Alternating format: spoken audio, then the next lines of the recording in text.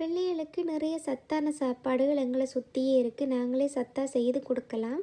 நானே தான் வீட்டில் செர்லக் செய்து நான் பிள்ளைக்கு. நீங்கள் செர்லக் வீடியோ பார்க்கல அப்படின்னா கீழே கொடுத்துருக்குறேன்னு கட்டாயம் பார்த்துக்கொள்ளுங்க.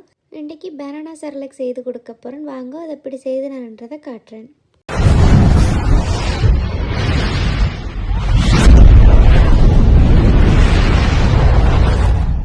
அதுக்கு ஒரு சின்ன பவுல் ஒன்று எடுத்துகிட்டு ஒரு வாழைப்பழம் எடுத்துருக்கிறேன். அந்த வாழைப்பழத்தில் ஒரு சின்ன பீஸ் ஒன்று கட் பண்ணி எடுத்து நீங்கள் கரண்டி வச்சு அதை மசித்தாலும் சரி, இல்லை அப்படின்னா மேலால் லைட்டாக சீவி எடுத்தீங்கன்னா நாங்களே சீவி எடுக்கலாம்.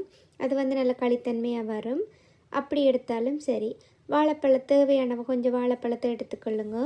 அதில் கட்டிகள் எதுவுமே இருக்கக்கூடாது. அதை நல்லா ஃபோக் வச்சு நல்லா மசிச்சு விடுங்க.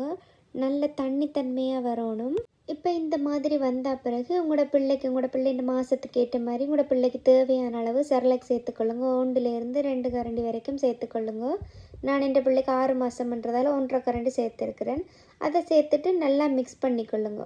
மிக்ஸ் பண்ணிவிட்டு சுடு தண்ணி கொஞ்சம் கொஞ்சமாக விட்டு அதை நல்லா மிக்ஸ் பண்ணி எடுங்க. பிள்ளைகள் கொஞ்சம் சின்ன பிள்ளைகள் இருந்தால் கொஞ்சம் தண்ணித்தன்மையாகவே எடுங்க, கட்டியாக எடுக்காதீங்க. அதை நல்லா மிக்ஸ் பண்ணி எடுத்தால் செர்லக் ரெடி ஆயிரும். இந்த கன்சிஸ்டன்சி தான் இந்த பிள்ளைக்கு சரியான அளவு. இப்போ இதை அவாண்ட கூட்டு டிஷ்ஷில் மாற்றிட்டேன். செர்லக் ரெடி ஆயிரும். இனி இதை அவாவுக்கு கொஞ்சம் ஆற வச்சுட்டு கொடுக்க சரியாக இருக்கும். அவ்வளவுதான், பனானா செர்லக் தயாராகிட்டுது. நீங்களும் வீட்டில் ட்ரை பண்ணி பாருங்கள். இது பனானா மட்டும் இல்லை, எல்லா பழத்துலேயுமே செய்யலாம். உங்களுக்கு வேறு பழங்கள்லேயும் தேவைன்னா மறக்காமல் கமெண்ட் பண்ணுங்கள். நான் கட்டாயமாக செய்து போடுறேன். தேங்க்யூ.